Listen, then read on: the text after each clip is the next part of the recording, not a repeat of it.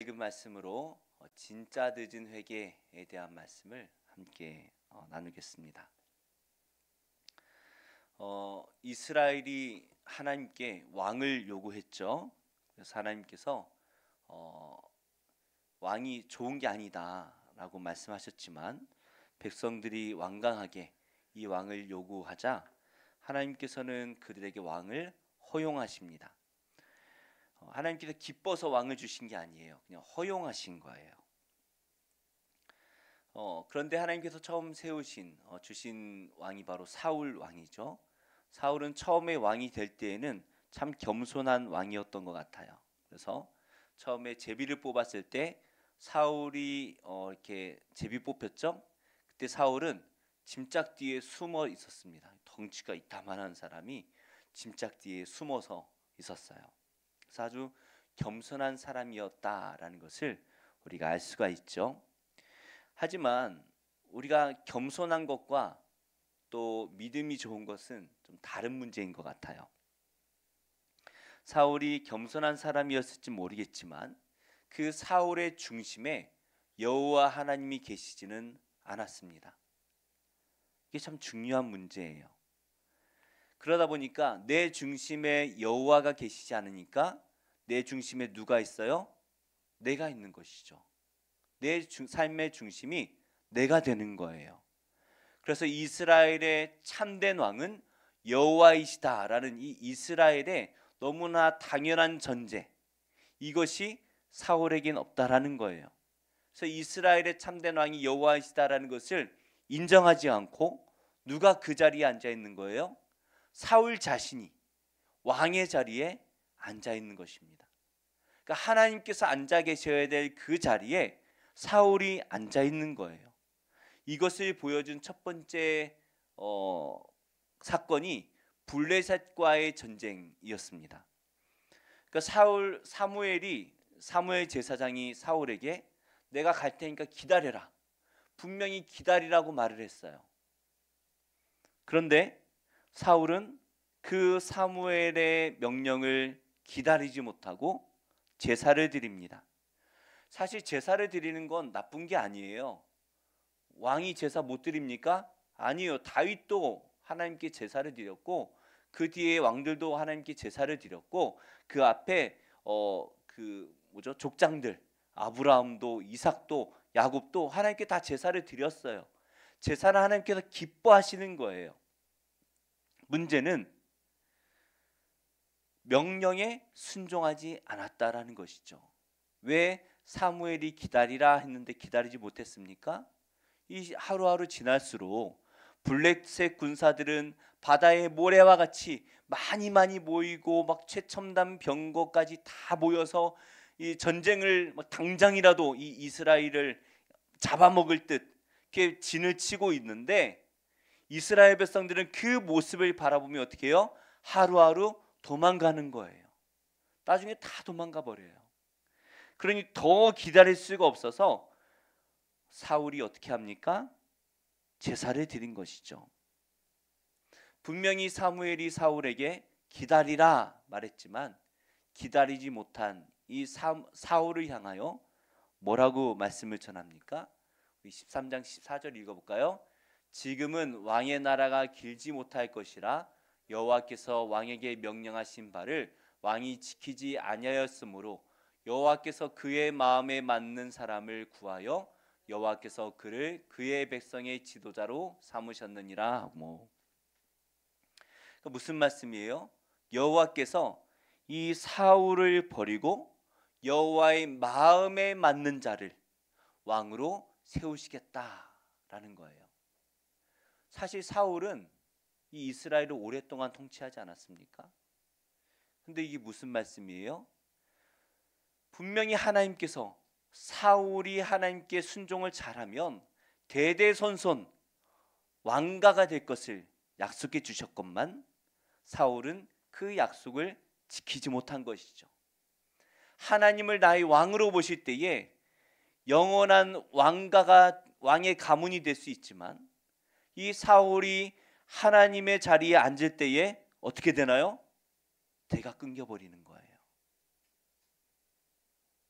마치 아담이 선악과를 먹을 때에, 하와가 그 선악과를 처음 먹을 때에 하나님께서 그것을 먹으면 정령 죽으리라 말씀하셨지만 그들의 눈에는 그게 어떻게 보여요? 예, 먹기가 너무나 좋아 보여요. 예, 맛있어 보이고 탐스럽고 심지어 지혜롭게 해줄 것 같고 나중에 어떻게 하나님처럼 될 것 같아요. 그러나 그것을 먹는 순간, 하나님의 자리에 앉는 순간 죽음이 우리에게 들어온 것입니다. 왕의 역할은 다른 게 아니에요. 내가 잘해서 이 나라를 내 힘과 내 지혜로 어떻게 통치하는 게 왕의 할 일이 아닙니다. 왕은 그저, 특별히 이스라엘의 왕은 여호와를 왕으로 인정하고 그 여호와의 말씀에 순종하는 것, 이것이 이스라엘 왕이 할 일인 거예요. 그러니까 세상에선 어때요? 능력 있는 사람, 이 회사를 돈 많이 벌어주고 이 회사를 키워주고 뭔가 보탬이 될 만한 사람들을 세상은 좋아해요. 그런 사람들을 최고의 지도자로 여깁니다. 그러나 성도는 그렇지 않다는 거예요. 예수를 믿는 사람은 하나님을 나의 마음에, 내 중심의 왕으로 모실 때에 그 인생이 여호와께서 인정해 주시고 그 인생을 형통케 하실 줄 믿습니다. 그래서 우리는 세상의 왕이 되려고 하지 말고 어떻게 해요? 하나님을 내 마음에 왕으로 모시고 사는 훈련을 해야 되는 거예요. 그 사람을 하나님께서 귀하게 사용하시는 겁니다. 그것이 바로 하나님 나라예요. 하나님 나라에서 왕노릇 할 사람들이 있습니다. 하나님 나라에 가면 이게 어떤 사람들은 하나님 나라는 신분 차이가 없대요. 다 평등하대요. 공산당처럼 다 평등하대요. 그렇지 않아요. 하나님 나라는 공산당도 평등하지도 않지만 하나님 나라는 신분 차이가 있습니다. 왕이 있다고 말씀하셔요. 면류관이 있다고 말씀하셔요. 왜요? 하나님의 말씀에 순종하는 자, 온전히 순종하는 자가 하나님 나라의 왕이 되는 거예요. 그래서 누가 높은 자리에 앉는다고요? 예수님 말씀하시죠. 낮은 자가 높은 자리에 앉는 곳. 그것이 바로 하나님 나라인 거예요. 이렇게 사무엘에게 크게 혼났잖아요. 그 보통 일입니까? 하나님께서, 여호와께서 너를 내쫓아 버리고 여호와의 마음에 맞는 자를 네 자리에 앉힐 거다라고 말씀하시는, 너의 나라를 다른 사람에게 주겠다라고 말씀하시는 그 엄중한 하나님의 말씀을 들었으면 사울이 어떻게 해야 됩니까? 회개해야 되죠. 빨리 정신 차리고 돌이켜야 되죠. 그래서 이전보다 더 겸손하게 죄를 뒤집어 쓰고 무릎을 꿇고 눈물을 흘리면서 하나님 저를 용서해 주세요라고 겸손해졌어야 합니다. 그런데 오늘 말씀에 보니까 우리 지난주 말씀에 묵상했던 말씀이죠. 아말렉과의 전쟁이 있는데 이때 또 사건이 터지는 거예요. 여호와께서 이 사울에게 뭐라고 명령하십니까? 아말렉을 진멸하라고 명령하셨어요. 진멸하라. 그동안 사울이 수많은 전쟁을 했다라고 이 15장 바로 앞에 말씀을 하고 있어요. 그런데 오늘 하나님께서 명령하시는 이 아말렉과의 전쟁은 그 이전의 전쟁과는 다릅니다. 어떤 전쟁이에요? 하나님께서 행하시는, 하나님께서 명령하시고 직접 행하시는 거룩한 전쟁이에요. 왜요? 출애굽 때에 이 아말렉이 이스라엘을 공격하여서 연약한 자들을 공격했던 그때를 벌하시기 위해서 여호와께서 행하시는 전쟁인 거예요. 그러면 여호와께서 명령하셨으면 어떻게 돼요? 온전히 순종해야 되죠. 진멸하라. 조건이 딴 게 없어요. 다 진멸하는 거예요. 왕부터 모든 짐승에 이르기까지, 어린아이에 이르기까지 다 진멸하라. 이게 하나님의 명령이에요. 복잡하나요? 어렵나요? 하나도 어려울 게 없어요.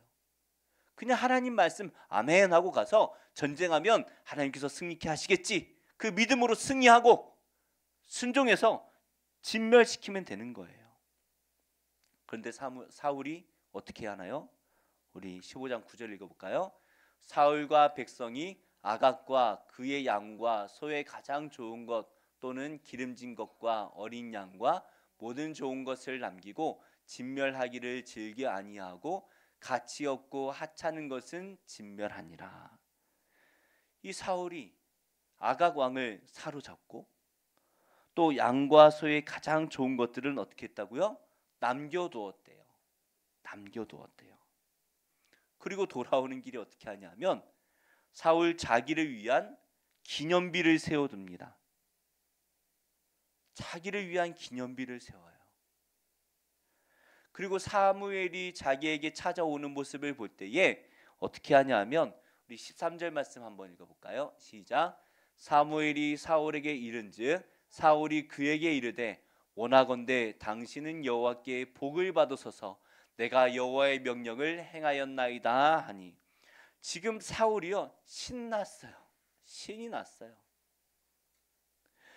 당신은 여호와께 복을 받으십시오. 제가 여호와께서 명하신 명령을 다 순종했습니다. 신나가지고 이렇게 말을 하고 있어요. 그런데 지금 하나님은 어떤 마음을 가지고 계셔요? 사울을 버리기로 작정을 하십니다. 우리 22절도 함께 읽어볼까요? 사무엘이 이르되 여호와께서 번제와 다른 제사를 그의 목소리를 청종하는 것을 좋아하심같이 좋아하시겠나이까. 순종이 제사보다 낫고 듣는 것이 수장의 기름보다 나으니. 하나님께서 뭐라고 말씀하십니까? 내가 너에게 바라는 것은 제사가 아니라는 거예요. 아니 하나님 우리에게 제사를 가장 기뻐하시잖아요. 기뻐하시죠 당연히. 우리가 드리는 예배를 가장 기뻐하셔요. 우리가 진심으로 하나님께 예배드리기를 기다리고 계셔요. 그런데 하나님께서 그것보다 더 중요하게 여기시는 게 뭐라고요? 순종이라는 거예요. 순종. 지금 사울이 해야 할 일은 회개입니다. 이 말씀을 딱 들었을 때에 내가 잘못했구나. 내가 이번에 또 잘못했구나. 하나님 저번에도 제가 잘못했는데 이번에도 제가 잘못했습니다. 아이고 제가 무슨 짓을 했는지 모르겠어요. 하나님 용서해 주세요 하고 하나님 앞에 겸손하게 엎드려서 회개했어야 되지 않습니까? 우리 하나님께서는요 우리가 회개하면 언제든지 용서하시는 분 아닙니까? 성경에 보면 정말 몹쓸 죄를 지어도 하나님 앞에 회개하면 다 용서해 주세요. 특히 다윗이 보디발의 아내를 취하는 그 사건은 이거는 뭐 용서할 수가 없는 사건 아닙니까? 사울은 뭐 더 나쁘긴 했지만 지금까지만 보면 사울이 그냥 불순종한 죄인 거잖아요. 근데 다윗은 어떻게 해요? 뭐 가늠까지도 뭐 어떻게 넘어갈 수 없지만 그렇다 치더라도 자기의 충성된 부하 보디발을 죽였다는 거예요. 그것도 교묘하게, 그죠? 자기 손에 피를 안 묻히고 교묘하게 죽이는 거예요. 그래도 다윗은 용서받은 자예요. 왜요? 진심으로 회개하니 하나님이 용서해 주시는 거예요. 근데 지금도 사울 또한 회개하고 있지 않습니까? 우리 24절 말씀 함께 읽어볼까요?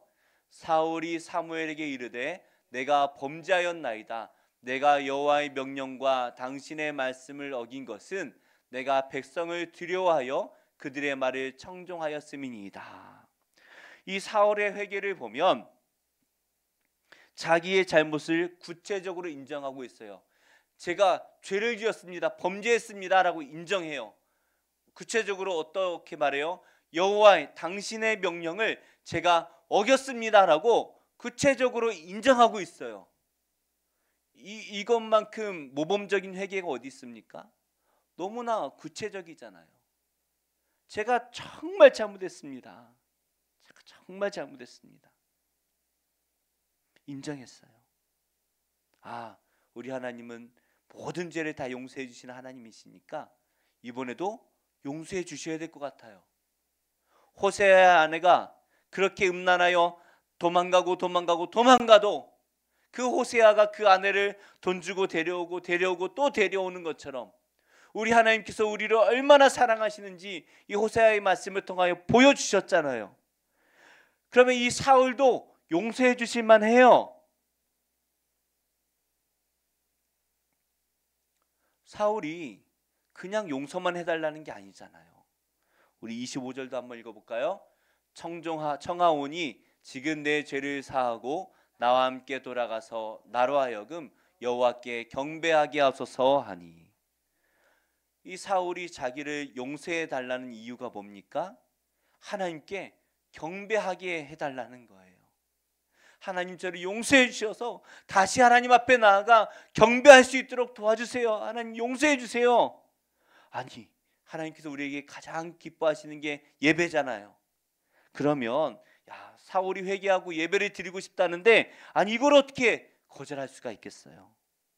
심지어 얼마나 이 간절하게 붙드는지 27절 말씀 보니까 사무엘에게 달려들었는데 사무엘의 옷이 어떻게 돼요? 찢겨질 정도로. 사무엘이 안 돼, 하나님께서 너무나 강경하게 말씀하셨어, 안 돼 라고 하고 이제 돌아가는데 그 옷이 찢길 때까지 아마 사무엘은 옷을 붙들고 있고 사울도 밑에서 바짓가랑이 붙들고 있고 되니 안 되니 막 씨름하다가 찢어졌을 거예요. 얼마나 간절하게 회개하는 것처럼 보입니까? 그런데 사무엘의 반응은 뭐예요? 우리 29절 함께 읽어볼까요? 이스라엘의 지존자는 거짓이나 변기함이 없으시니 그는 사람이 아니심으로 결코 변기하지 않으심이니이다 하니. 이 바로 앞의 말씀에 여호와께서 이 나라를 너에게서 빼앗아서 다른 사람에게 주기로 작정하셨다라고 말씀하셔요. 그러면서 29절의 말씀에 뭐라고 말씀하세요? 변기함이 없으시다. 하나님께서 너의 이 나라를, 이스라엘을 다른 왕을 세워서 그에게 줄 것이다, 이 마음을 하나님이 변치 않으실 거다. 왜 이렇게 확신하며 말할 수 있습니까? 이미 사무엘이 하나님께 기도해 봤잖아요. 이 사울 때문에 속이 상해가지고 이미 기도해 봤잖아요. 그런데 하나님께서 이미 작정하신 거예요. 사무엘이 하나님이 작정하셨구나, 이건 못 돌이키는구나 알았던 거예요.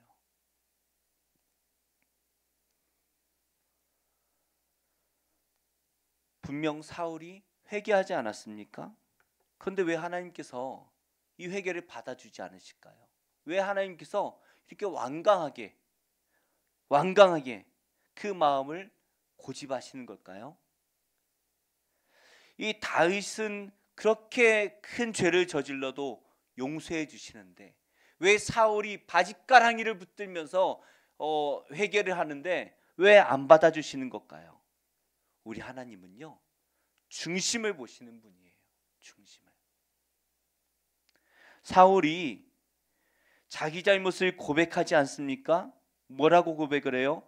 제가 여호와의 명령을 어겼습니다. 그 뒤에 보니까 제가 백성들을 두려워해서 당신이 아니라 백성들의 말을 청종했습니다. 그렇게 말을 해요. 그러니까 사울에게 중요한 건 뭡니까? 백성의 마음인 거예요. 백성이 자기가 전쟁에 나갈 때마다 승리하고 돌아올 때마다 백성들이 아마 사울 만만세 막 노래를 불렀을 거예요. 거기에 심취해가지고 자기의 기념비를 세우고 백성들의 기분을 맞춰주려고 좋은 것들은 이렇게 놔두고 아강왕을 볼모로 잡으면서 내가 너의 목숨도 좌지우지할 수 있는 사람이야 말하면서 자기 자신을 높이는 거예요. 백성이 자신을 높여주니 자기가 이 백성의 왕이 되려고 합니다. 착각이죠. 이스라엘의 진정한 왕은 여호와 하나님이시고 여호와만이 백성들이 예배할 대상이 되어야 하는 것입니다. 그래서 다윗은 시편을 통하여 계속해서 뭐라고 말하고 있습니까? 하나님을 찬양하라는 거예요. 나를 찬양하고 나를 높이라고 말하지 않고 하나님을 찬양하라는 거예요. 수많은 사람들이 다윗을 만만세라고 높이지 않았습니까? 근데 다윗은 그 모든 자기에게 돌아오는 그 모든 것을 여호와께 돌려드리는 거예요. 너희가 찬양할 분은 여호와이시다. 하나님께서 바라시는 게 백성을 바라보는 것이 아니라 진정한 왕이신 여호와를 바라보는 그러한 사람을 기대하신다라는 것입니다. 그래서 사울이 지금 회개하는 것처럼 보이는데 그렇지가 않아요. 겉으로는 이 말로는 보면 바짓가랑이를 붙들면서 제가 잘못했습니다, 용서해 주세요, 다시 예배할 수 있게 해주세요라고 말하는 것처럼 보이지만 그렇지 않아요. 사울이 마지막까지 구하는 기도 제목이 뭐예요? 사무엘을 끝까지 붙들면서 뭘 구하고 있습니까? 우리 20절 말씀 함께 읽어볼까요? 30절 시작. 사울이 이르되 내가 범죄하였을지라도 이제 청하옵나니 내 백성의 장로들 앞과 이스라엘 앞에서 나를 높이사 나와 함께 돌아가서 내가 당신의 하나님 여호와께 경배하게 하소서 하더라. 사울은 마지막까지 백성 앞에서 나를 높여달라는 거예요. 하나님의 기분은 중요하지 않아요.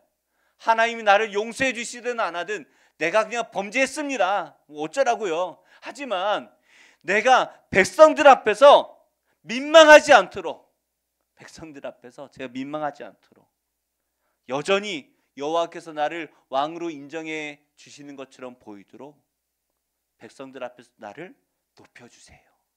이게 지금 사울이 할 말입니까? 옷을 찢고 죄를 뒤집어 쓰고 하나님 앞에 금식하면서 하나님 저를 용서해 주시든지 굶겨 죽이든지 알아서 하세요라고 매달려야 할 판에 자기를 다시 높여달라는 거예요. 지금 사울은 여호와를 높이기 위해 경배한다 아니잖아요. 내가 당신의 하나님 여호와께 경배하게 하소서, 이 말만 떼놓고 보면 참 좋은 말씀처럼 보이지만 어때요? 자기를 높이기 위해서 경배하게 해달라는 거예요. 나를 높이기 위해서 여호와를 섬기는 척 연기하고 있는 것입니다. 사울의 회개가 많이 늦었어요. 그런데 우리가 그렇잖아요. 늦었을 때라도 회개하면 됩니다. 회개는 늦은 게 없어요. 십자가에 달려서 지금 당장 죽어가고 있는데, 곧 죽을 게 아니라 죽어가고 있지만 그 예수님을 믿고 의지하면 네가 오늘 나와 함께 낙원에 있으리라 약속을 받는 거예요. 회개는 늦는 게 없어요. 그런데 오늘 사울이 회개한 것은 늦어서 하나님께서 거절한 것이 아니라는 거예요. 늦은 게 없어요. 하나님께서 이 사울의 이 회개를 거절하신 것은 늦어서가 아니에요. 겉으로는 옷이 찢어지도록 간절하게 회개하는 것처럼 보이지만 자세하게 보면 뭐예요? 여전히 자기중심적이다라는 거예요. 진정한 회개는 회심이 필요합니다. 지금까지 내 마음에 내가 왕이었고 왕의 자리에 내가 앉아있고 내 중심적으로 살아왔다면 이제 이 회심은 뭐예요? 나를 내려놓고 내 안에 하나님을 왕으로 모시는 것, 이것이 회심이에요. 이게 회심이에요. 내 안에 하나님을 모시고 있을 때 하나님께서 나에게 무엇라 말씀하시든 아멘하고 순종할 수 있어야 되는데, 사울은 그 자리에 자기가 앉아 있으니 회개조차 올바로 하지 못하는 것입니다. 이 회심은 신앙생활의 출발입니다. 여전히 내가 중심이 되어서 하나님께서 이렇게 저렇게 해주시기만을 바라는 것, 하나님께서 나를 위하여 어떻게 해주시기를 바라는 것, 그것이 뭐예요? 우상숭배죠. 우상숭배예요. 여호와께서 내 이름을 생명책에서 지워버리신다 할지라도 당신의 백성들을 구원해 주옵소서. 그래서 하나님 영광 받으세요. 하나님 저들을 죽이면 여호와 하나님이 당신의 이름이 뭐가 됩니까?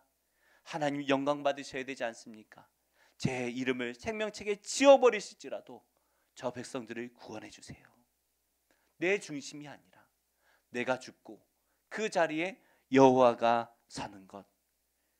이게 진정한 회심인 것입니다. 그래서 사무엘이 이렇게 말하지 않습니까? 우리 15장 23절 읽겠습니다.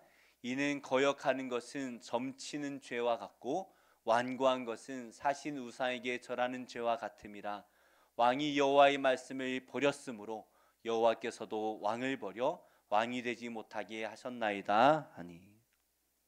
사울은 여전히 어때요?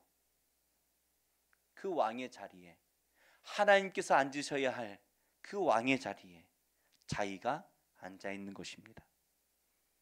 백성들도 똑같아요. 왕이 그 모양이니 백성들은 뭐가 다르겠습니까? 하나님을 바라보고 하나님을 왕으로 모시고 섬기는 것이 아니라 지금 사울의 눈치를 보며 살고 있어요. 누가 그렇게 만들었어요? 사울이 그렇게 만들었죠. 다윗은 백성들이 자기를 높일 때에 아니야, 여호와를 높여야 돼, 여호와를 찬양해야 돼, 여호와를 찬양하라, 그렇게 하나님께 그 모든 영광을 돌렸지만 사울은 자기의 기념비를 세우고 자기가 그 자리에 앉아서 높임을 받고 있는 것이죠. 그러니 이 내용을 알 때에 하나님께서 어떻게 이 사울을 용서하실 수가 있겠습니까? 용서할 수가 없죠. 우리도 저 사람은 안 돼, 그렇게 판단할 때가 있습니다. 오늘 사울이 그런 사람 같아요. 사울은 도무지 용서받을 수 없는 사람 같아요. 야, 저게 왕이야? 이스라엘 백성이야? 믿음 있는 사람이 저 모양이야? 그렇게 판단할 수 있죠. 그런데 우리 예수님께서는 어디까지 용서해 주십니까? 예수님께서 십자가에 달리셨을 때에 자기를 못 박고 창으로 자기를 찌르고 모욕하고 침뱉는 자들을 향하여 저들을 용서해 달라고 기도해 주시지 않습니까? 그리고 어디까지 사랑을 주십니까? 우리 요한복음 13장 1절 함께 읽어볼까요? 시작. 유월절 전에 예수께서 자기가 세상을 떠나 아버지께로 돌아가실 때가 이른 줄 아시고 세상에 있는 자기 사람들을 사랑하시되 끝까지 사랑하시니라. 아멘. 끝까지 사랑하신다. 이 끝까지가 누구를 향하고 있어요? 가룟 유다를 향하고 있죠. 자기를 팔려고 하는, 그러면서 아무런 척, 안 그런 척 그냥 아무렇지도 않게 앉아서 예수님 앞에 그죠? 함께 교제를 하고 있는 이 가룟 유다를 향하여 예수님께서 끝까지 사랑을 보여주시는 거예요. 우리 신앙생활은 누구를 위한 것입니까? 우리는 누구를 위해 신앙생활하고 있습니까? 초신자 때야, 그죠? 아내를 위해서, 남편을 위해서, 자식을 위해서, 부모님을 위해서, 애인을 위해서 억지로 신앙생활 잘할 수 있죠. 초신자 때야 그럴 수 있죠. 그런데 예수님을 믿고 회심했다면 이제 내 삶의 왕의 자리에 누가 앉아야 되는 거예요? 예수 그리스도께서 앉으셔야 되는 것이죠. 나를 위하여 십자가에 돌아가신 그 예수님, 그 예수님의 사랑과 은혜와 그분이 누구신지 하나님의 아들이심을 우리가 믿을 때에, 우리를 사랑하셔서 이런 나까지 사랑해 주신 그 예수님을 우리가 믿을 때에 우리는 어떤 상황에서도 그 마음의 중심의 왕의 자리에 우리 예수님을 앉혀드려야 하는 것이죠. 가끔 제 모습을 보며 너무 실망할 때가 있어요. 너무 실망할 때가 있어요. 그럼 또 속상해요. 저도 제가 해놓고 제가 속상할 때가 있어요. 왜 이렇게 못났지? 가슴 치면서 막 눈물로 기도하기도 하고, 에휴 못난 놈, 거울을 보다가 꼴도 보기 싫어서 거의 막 나와버리기도 하고 그럴 때가 있습니다. 그런데 이런 저의 모습도 보면 내가 내 삶의 주인이기 때문에 그런 거예요. 내가 나를 판단하고 내가 내 모습이 아이고 내 삶의 주인이 나인 것처럼 착각을 하니까 그렇게 보이는 거예요. 이제 우리 삶의 왕을 바꿀 때가 되었습니다. 나는 못난 죄인이지만 내 안에 함께 하고 계신 예수 그리스도를 생각할 때에 우리는 못났다고 자책할 필요가 없어요. 그럴 수가 없어요. 왜요? 내 삶의 주인이 예수님이시고 지금 또 실수하고 잘못하지만 그러나 내 안에 여전히 예수님이 함께하고 계시기에 우리는 자책할 수가 없는 거예요. 그런 못난 우리까지 사랑하셔서 구원해 주신 분이 예수님 아니십니까? 예수님이 우리의 옷이 되어주시지 않습니까? 우리 중심이 되어주시지 않습니까? 그래서 우리가 우리의 그 못난 모습을 바라볼 때마다 우리가 반드시 생각해야 될 것이 있습니다.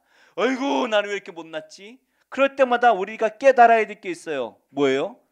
사울보다 못난 저를 구원해 주심에 감사합니다. 정말 못난, 정말 쳐다도 보기 싫을 정도로 구역질나고 혐오스러운 이 못난 놈도 사랑해 주셔서 구원해 주셔서 감사합니다. 제가 뭐라고 십자가에서 저를 위해 돌아가신 겁니까? 감사합니다. 사랑합니다. 그럴 때 우리는 하나님을 사랑함으로 진심으로 하나님 앞에 순종하는 삶을 살게 되는 것입니다. 사울처럼 내가 중심인 상태에서 신앙생활 잘할 수 있어요.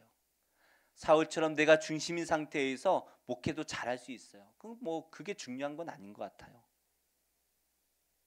그러나 그것은 하나님께서 합당하게 보시지 않는 거예요. 지금 내 모습을 바라보지 말고 나와 함께 하시는 하나님을 바라보며 그런 나를 구원해 주신 예수 그리스도를 생각할 때에 우리는 또다시 힘을 내어 하나님 앞에 합당한 삶을 살게 하는 것입니다. 사탄은 우리를 자꾸 거울을 보여줘요. 우리의 겉모습을 보여줘요. 너 이렇게 추한 놈 아니야? 너 같은 놈이 무슨 교회를 간다 그래? 너 같은 놈이 무슨 목사라 그래? 너 같은 놈이 무슨 헌금을 하고 예배하고 찬양을 한다 그래? 한없이 우리를 무너뜨리지만 그러나 우리 안에 계신 예수님께서는 아니야. 내가 너와 함께하고 있으니 네가 예배할 수 있는 자야. 네가 하나님을 섬길 수 있는 자야 라고 말씀해 주시는 거예요.